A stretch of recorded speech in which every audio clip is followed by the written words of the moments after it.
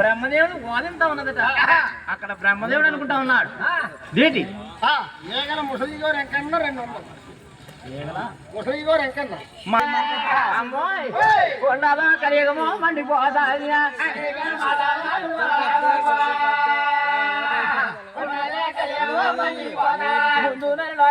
పుట్టా తలిచుండే దేవాలోకమంతా మండిపోతాది.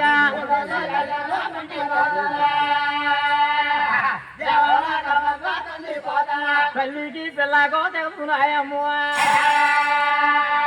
పగరి మాటలే నువ్వు ఆడబోగా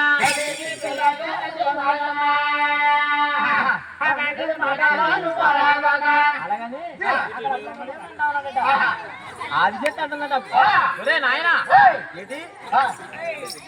నా గర్భవాసాలు మీరు పుట్టారా? నా గర్భవాసాలు గుట్టు పుట్టింది. నా గుడ్డులో మీరు జన్మానికి వచ్చారు. నాకు మనవలు అవుతారు.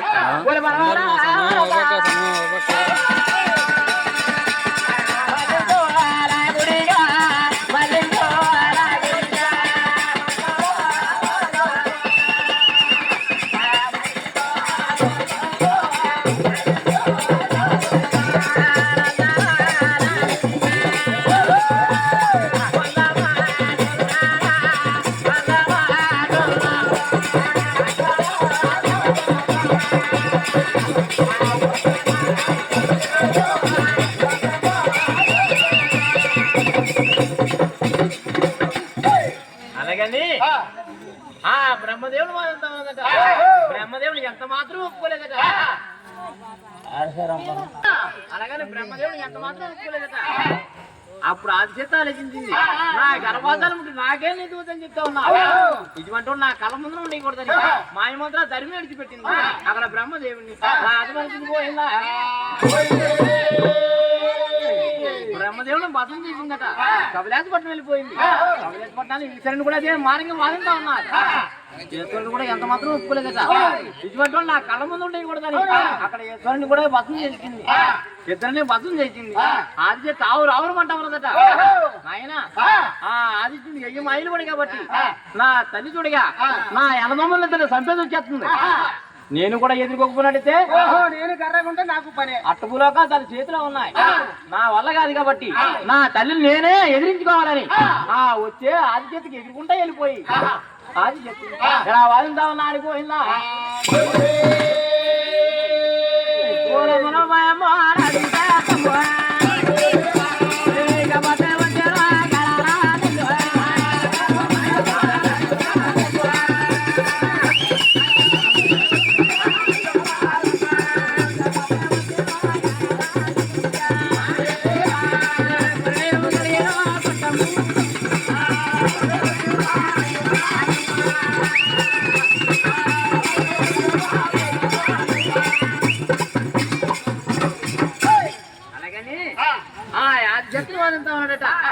అప్పుడు అంతా ఉన్నా నాయన నాకు ఆపద బంధువుడా నాతో రక్షభోగం చేయాలి. నాకు ఎవరిగాను ఏడుపుట్టి ఉన్నది. పురుషుల మీద భ్రమలు కలుగుతా ఉన్నాయి. నాకు తగిన పురుషులు జోడి కావాలి. నాతో రక్షభోగం చేయాలన్నా అలా చెప్పిన బేకారంగా. అప్పుడు ఆద్యతను అంటా ఉన్నాడు, అమ్మా నీతో నేను రక్షభోగం చేయాలంటే కొన్ని కారణాలు ఉన్నాయి. కొన్ని మైళ్ళు పడిపోయన్నా ఏమిటో చెప్పమంటావా? నీ గర్భవాసాన్ని ముగ్గురు అంతా మనం పుట్టాం. అవునా? నీకు పురుడు మైన మాచిందా? పురుడు మాయలు మాయలేదు. అది అలా ఉండగా నా అన్నదమ్ములందరూ సంపేది వచ్చేసావు. 2 రోజులు సావు మైలు పడిపోయావు. ఈ మైలుతో నేను నీతో రచ్చిపోయి ఎలా చేయాలమ్మా? మరి ఏం చేయాలరా నాయన?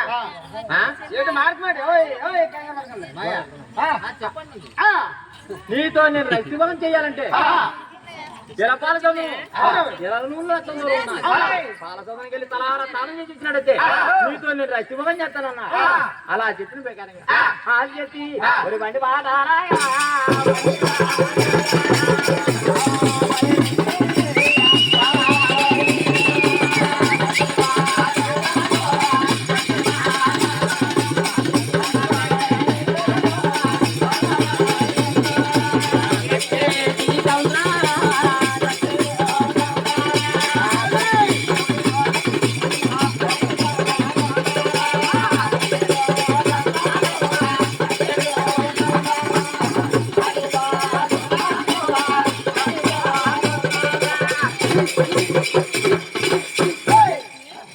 ఆదిత్య సముద్రాల మొత్తం సాగిపోతా ఉన్నదట. ఈ పాపిట్రాలను చూసి పాల సముద్రంతో మాయమైపోతా బాగా కొడతారు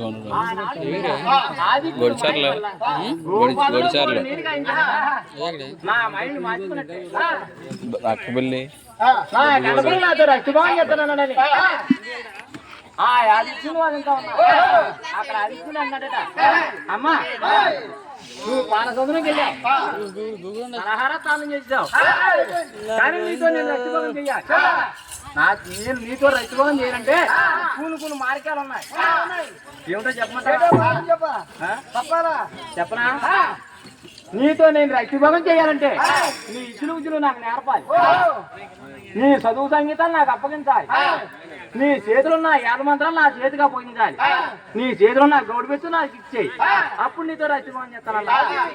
అలా చెప్పింది ప్రకారంగా అది చెప్పి అక్కడ సంతోషం ఆనందపడిపోయి ఆ ఇతరు బుద్ధులు కన్నకొడుకు నేర్పింది, చదువు సంగీతాలు కన్నకొడుకు నేర్పింది, ఆ చేతిలో నా గౌడు పెట్టు ఆదిత్యుడిగా అప్పగించింది.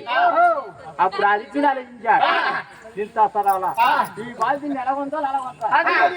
అమ్మా నీతో నేను రక్తభావం చేయాలంటే మా కాలు బాబు అడికాలుగా పెట్టి నీ తండ్రి మీద అరగంట మౌనం పడించాలన్నా.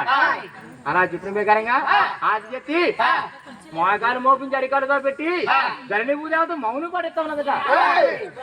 అక్కడ అనుకుంటా ఉన్నా ఇటువంటి పాపిడాలు ఒక మేము ఉంచినట్టయితే ముందు నరినప్పుడు తెలుసున్నాను, ఈ నరుని ఏమన్నా పెరగనెత్తుందా, ఎక్కడికెక్కడ అది మర్చేస్తుంది, ఇది నేనే అంతు చేయాలని మాయమంత్రాలు ధరిమి విడిచిపెట్టాడు. ఆ చేతిలో నా గౌడు పెట్టిన తోటి బళ్ళు మరి చచ్చినా పదవుతే తేడా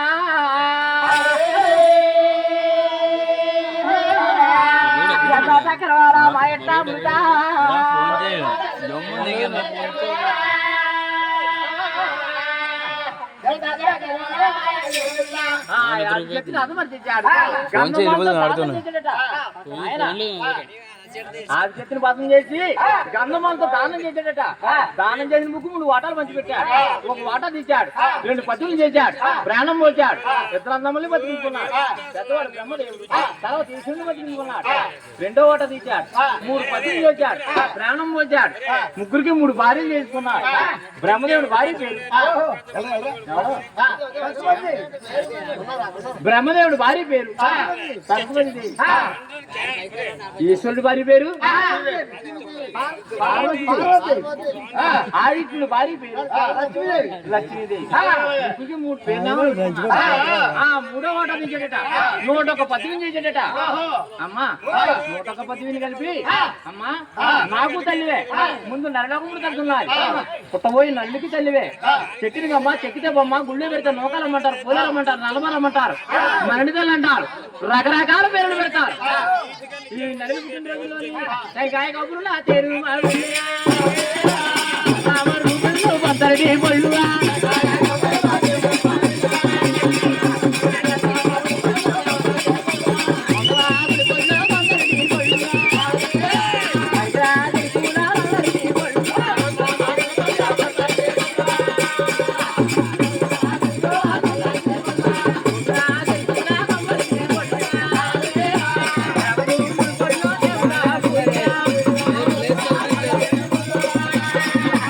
రాగా నాపలేదు.